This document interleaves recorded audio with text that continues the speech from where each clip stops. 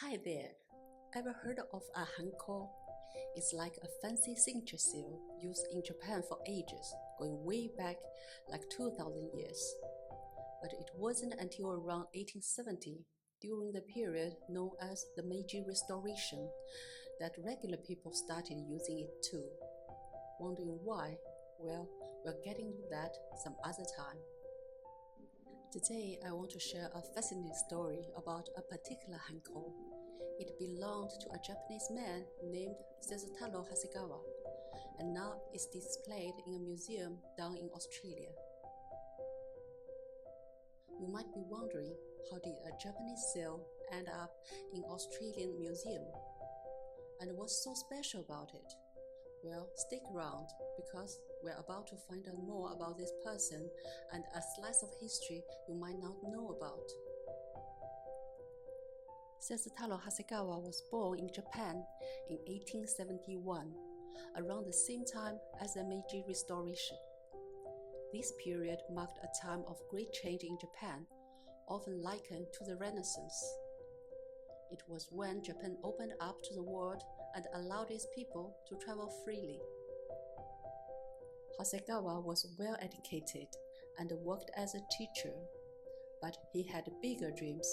In 1897, at the age of 26, he set sail for Australia aboard the Yamashiro Maru to improve his English.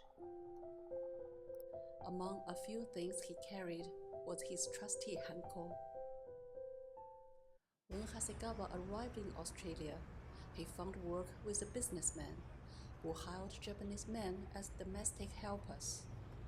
However, like many migrant workers, he faced exploitation. His passport was taken and he was underpaid. So he reclaimed his passport and struck out on his own. Many Japanese immigrants in Australia found work in industries like sugarcane plantation and pearl diving.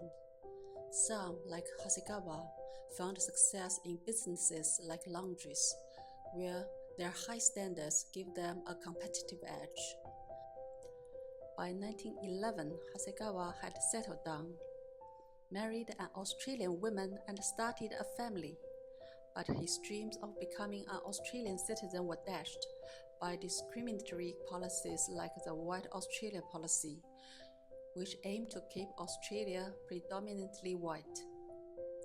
Well, I suppose everybody should have the same rights in this world. Then came the Second World War, and everything changed.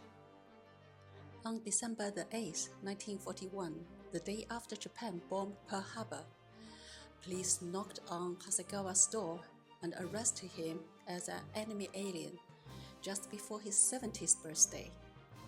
He was sent to an internment camp. But why was he arrested so quickly after the bombing?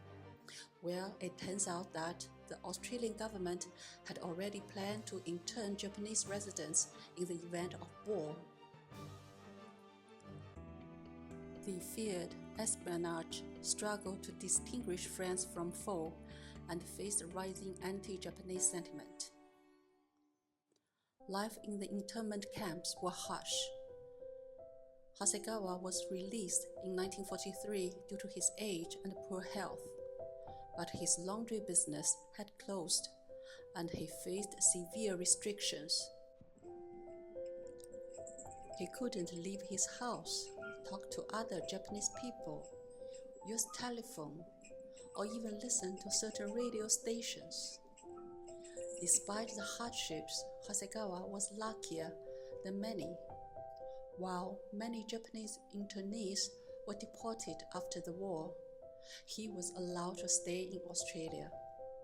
But his story highlights the injustice faced by many migrants and minorities during times of conflict, but also a lesson on standing up against discrimination. Internment in Australia was not unique to Japanese. Germans, Italians, Taiwanese, Koreans, and even British-born Australians were also detained.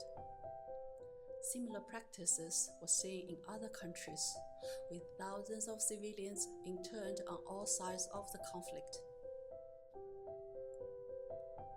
The story of Setsutaro Hasegawa and his Hanko is a reminder of the complex and often painful history of migration and discrimination. It's a story of resilience in tough times, but also a reminder of the dangers of fear and prejudice. As we look back, let's learn from the past and work towards a future where everyone's treated with dignity and respect.